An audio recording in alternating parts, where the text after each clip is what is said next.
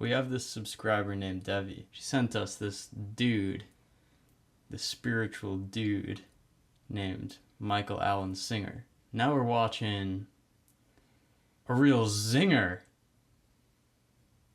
of Michael Singer. No. How did you find yourself deviating from the de facto path of most people that live in the kind of countries that you and I are from, America, England, of dedicating your life essentially to individualistic success and material success? At what point did you depart from that idea? How did it happen? Right. Well, I tell that story in the Surrender Experiment, which you said you'd read. And it was, how do you explain this sort of thing? Why these sort of things happen? That I was sitting on a couch, which I'm sure you've done plenty of times, talking to a friend, and there was that awkward moment where there was nothing to say, right? And you're both just sitting there and it's quiet, and it should be comfortable, but it wasn't comfortable. And instead of being uncomfortable, as I normally would be, this was back, I was first year of graduate school in college, and instead of being uncomfortable and literally doing this, somehow, for some reason, I found myself noticing that I was uncomfortable. Now, it sounds like the same thing. If you're uncomfortable, you notice you're uncomfortable. But this time I noticed that I was uncomfortable. That's all I can say. So somehow my awareness, excuse me, was back here a little bit, back behind where I normally sit. And I watched Mickey trying to figure out what to say, right? Oh, is the weather like today? Or do you want to go get a pizza? Anything to break this uncomfortableness that I was feeling, all right? And I have no idea whether he was feeling it too, but it was just it wasn't anything extreme. It was just that natural ego, a little control over the situation, etc. And so I watched it for a while, and at some point I just said to him, have you ever noticed there's a voice talking inside your head? Have you ever noticed that it isn't comfortable? To which he stopped for a moment, looked at me, and said, yeah, that's going on inside of me right now. And that was that awakening that I never came back from that. And that's the truth. That's so... I just smile when I hear this guy talk. Yeah. Also, I love that his camera is like 45 degrees above him down. Hey, he's not above anybody. Yeah. He's like looking forward most of the time. That's just so classic. Yeah. It's interesting how it's those little things, and it's always like, I love how he said, it doesn't seem different than normal to be like, I noticed myself uncomfortable. Like we always notice ourselves uncomfortable, but that you can have the exact same thing and your perception is just that much different. Yeah. And then it sets off a whole entire spiritual journey and a guy who like started a temple in the woods and stuff. It's interesting that he can point it back to like a moment, because I feel like it's hard for me to do that. At least it feels like this very gradual unfolding that's happened, but I can't trace it back to a specific moment. Also, how he was like, yeah, Russell, you said you read my book. Yeah. So you should know this. You should. Like, damn, Mikey. Yeah. Mickey, I think you said Mickey. Yeah. Dang, Mickey. It's gotta be. Dang, Mickey. I like that. It's gonna be the catchphrase of today's episode. Yeah. 2 years old, and I became, you're a very intelligent and passionate person. You become passionate about something. It became my whole life. What in the world is that voice? Why is it talking? Obviously, it's me talking to me. Why am I doing that? You understand that? In other words, I'm the only one in there. Who's talking to who? And I just really devoted the rest of my life to that journey. And it's taken me a long ways. I have read your book, as a matter of fact, both Untethered Soul and Surrender Experiment. Just in case anyone listening thought the way you said you said you've read my book, was in some way inquiring or accusatory. I would like to take the stand and reiterate that I have read it. But for the purposes of the interview, I'm recovering some of the territory, although I'm sure there's things that I no longer remember. There are things, Michael, that interest me when you say that is, like, I of course recognize I live at that interface. I live at that interface today with most of my interactions, like whether it's if I'm at a 12-step meeting, or if I'm eating with people or out for dinner with friends and my wife last night, that I sometimes feel at odds with the noticing that I'm noticing and the requirements of social engagement or the requirements of economic life. It makes me feel like I understand why many people disconnect from that voice in various ways, or disconnect from that awareness rather in various ways, because it sometimes seems at odds with civilized, conventional, conformist life. Right. Well, that's what the surrender experiment in my life was all about, which was when I was 22, 23 years old. I realized that that voice was running my life, and that's what you're saying. If it wasn't comfortable, I left. If it, whatever it was determining what I said. It was determining how I acted. It was determining everything about my life. And yet I didn't know a thing about that voice. Why was it saying what it was saying? Why is it like one person and not another? Because when you like somebody, your voice says, I like her. So where did that come from, right? And if all of a sudden it said, no, I don't think so. I don't think, then you don't. It's like telling you, and your emotions go along with it. And it's this whole psychological system that's going on inside. So I made the decision, and I'm not saying people should, right? But it's nice to share that I wasn't. That right there, that's important. Is I decided, not that people should. This is a big one for me. Should is on my beware of those words list, because it seems as though whenever someone says should, my question now in myself is, what is that should or should not based on? Because someone says should as if it's a universal truth. A lot of people, unless you say, I think you should, a lot of people would say just, you should do this. You should say, it's like, you should eat vegetarian. Say you were non-vegetarian, and I say, you should eat vegetarian. The question that's arising in me now is, who's determining the should? Because that's as if, like, you're saying that as if it's this universal truth that you have tapped in access to.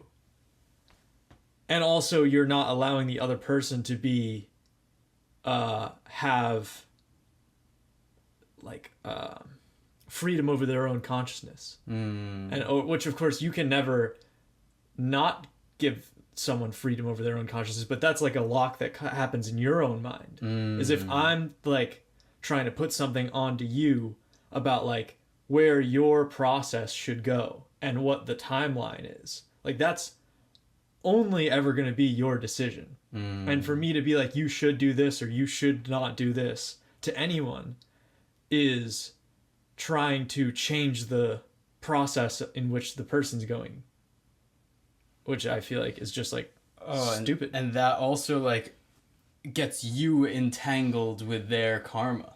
Yes. It's like, yeah. That's been something interesting for me, that I have like often have this like fix it mentality.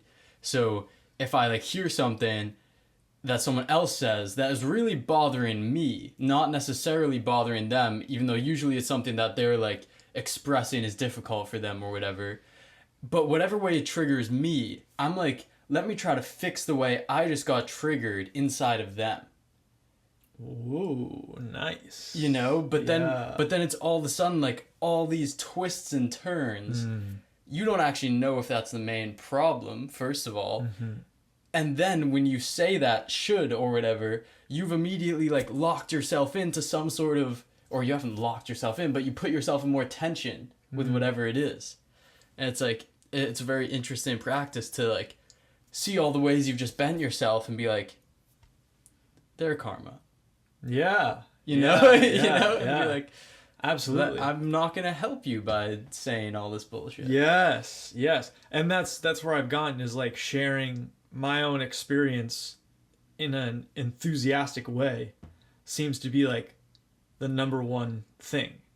Or giving advice only if it's solicited. Like only if someone asks me for advice. It's like otherwise I've been just like, they didn't ask for it.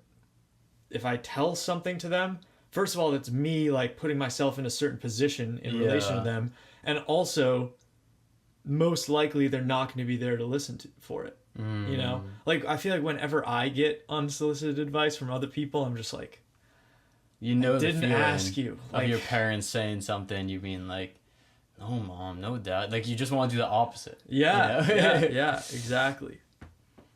Yes. Yes. Yes. Going to live my life without understanding what was going on because it didn't make sense. Okay. And it had already caused a lot of trouble in my life, just like it does everybody else's. All right. It's like, oh, your relationship is so hard and everything else and changing jobs. It just decides, I don't like my boss. I don't like the boss anymore. It's telling you that. Why didn't it just say, I like the boss? Like, no one actually pays attention to how much control it has over your life or why it's saying what it's saying. So what I did was to say, I'm going to take a little sabbatical hiatus, about a year or so, I meant to put aside, and devote my life to watching that voice and figuring out why it says what it says, what is my relationship to it, and I, in essence, dropped out. I don't like teaching that now because people shouldn't drop out. I mean, not they shouldn't, but they don't need to. And I'm not teaching them to, right? But I did. I think you know, I was in a doctoral program for economics at the university, and last year, ready to get my doctorate, and I stepped aside and went into solitude, relative solitude. And I watched very, very carefully. And what I saw made me more uncomfortable than what you were talking about, right? Like watching it when it was in its glory, because you know, you pull yourself aside. It's This has been the last days for me, or just like I'm spending most of the day alone here, like working on this channel, working on a buddy's channel, and that's all I'm doing. Yeah. And like the other roommates all have different jobs where they're kind of out and about, so I'll have periods here where I'm just alone for like 4 or 5 hours. And every time I've gotten into this like literally like yelling voices in my head of just like this like just silliness, or I mean, but the thing is, when you're in it, it's not silly, it's like really like gripping and scary. And I think that's so interesting that he was just like, it disturbed me even more, because when you're in a social setting, you can have like a kind of trippy moment where you're like, whoa, like I'm noticing myself noticing that. But if you're alone, you're just getting eaten. Yeah. You're just getting eaten by the thing. Crazy. Wow. And yeah, so cool how he just like made that distinction too, of like, he was like, not saying you should. And he's like, oh wait, no. Yeah. Like, you shouldn't drop out. Not saying you shouldn't, but yeah. No, because that's an interesting thing that a lot of people say too, like the teachers that we listen to, is like, oh, you don't have to go someplace out in the middle of the jungle to like, or in the Himalayas to figure this stuff out. And that's just interesting to me how it like that he said that that's what he did, because I've gotten to a point in my process where the initial advice of like, oh, you don't have to go somewhere else, you don't have to go to like a jungle, you don't have to, you know, like put yourself all by yourself to do anything, like that really was working for me. And I'm getting to a point now where it feels like I need to take some sort of, or I am taking some sort of step out of this, like, well, this is the next step to take, of being in solitude more often, being outside more often, just by myself, like separating me from all the things. This is what it's been. Separating me as much as I can from all the things that my mind likes to grab onto. Like all the objects of attachment, and like just removing myself physically from that, so that like my mind can just like, well, then what does it do? And like if there's no one around, what's it doing?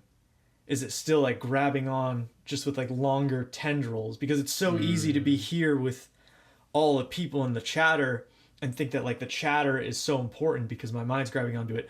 But then it like looks weirder and weirder and weirder, and like he says, scarier and scarier the farther you get from those physical objects, but your mind is still grabbing onto them just as hard. And it's like, it's a wacky, wacky thing. Sheesh. Yeah.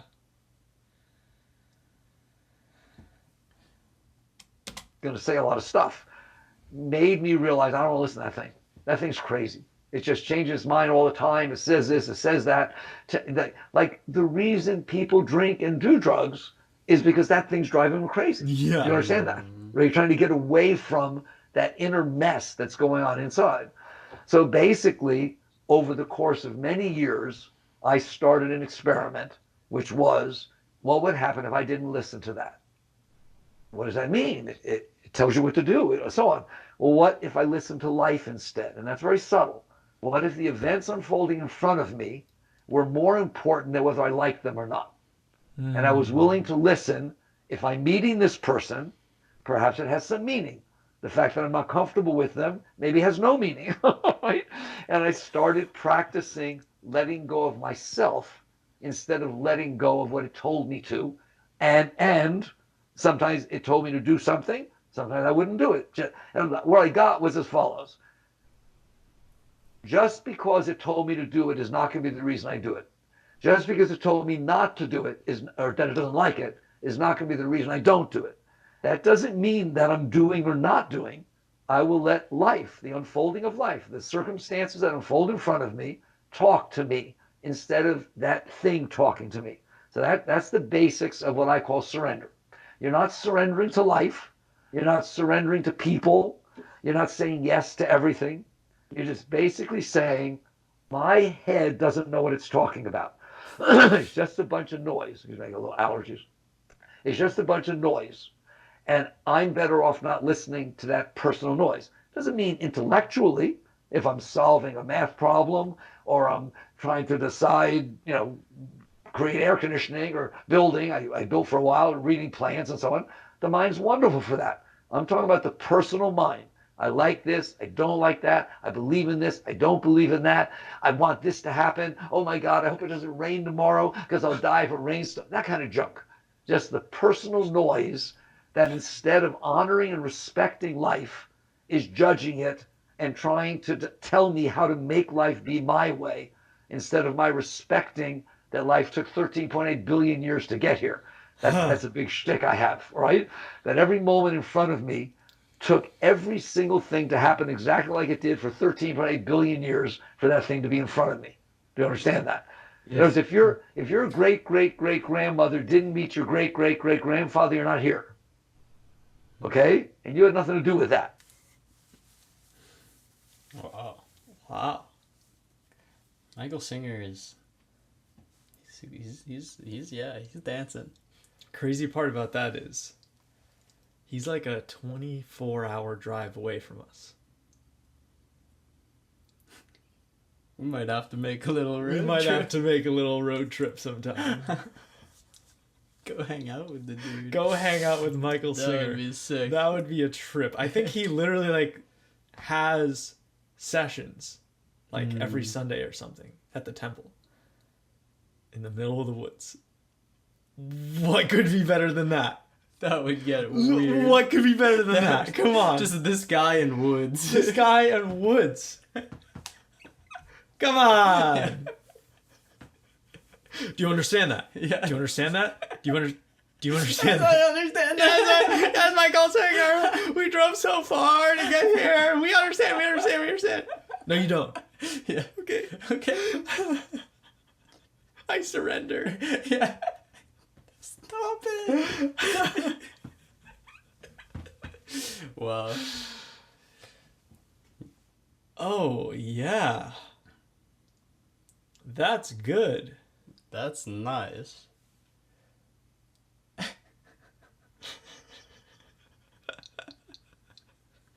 It's like listening to your intuition. kinda. Listening to the teacher talk? No, like what he was saying. Oh, yes. Like expressing, like, I'm not going to listen to the voice in my head. I'm just going to, like, in other words, respond to the external things happening. And just, like, in a way, like, let the life decide in me. The idea of, like, effortlessness has been big for me recently. And I was listening to an Anna Brown thing yesterday. And she said, she was talking about, like, how life naturally, like, just spontaneously unfolds. And, like, it just does. Like, your hunger just arises. And it's like, what if you started just moving with that life spontaneity? Like, hunger has been this, like, big thing I'm trying to figure out, like, how my stomach, like, feels best when... And it's like, wait a second, what if just when I became hungry, I just went and ate? What a novel idea! And it was like that simple, but we play all these games. And it's like, oh, what is the optimal way to, like, do these things? Yes. And I feel like awakening, you know, everyone talks about how awakening is, like, so much more, so simple that you can't believe you didn't get it when you get it. Yeah. And it feels like it's that type of thing. It's like, oh, the hunger arose, I should go eat. Yeah. And it's like that simple. Yeah. I feel like so often with something like food or anything, like, I'll make a plan in my head of, like, when I'm going to eat, how much, what I'm going to eat. And, like, it's all there. And then I can't actually listen to what my body's saying. Yes. Because my mind's already made up a plan. Plans. They're getting me. Yeah. At least I'm looking at them now. I'm like, I see you. Yeah. Mind making these plans. Let's dismantle that. All right, I've had enough of this. That was dramatic.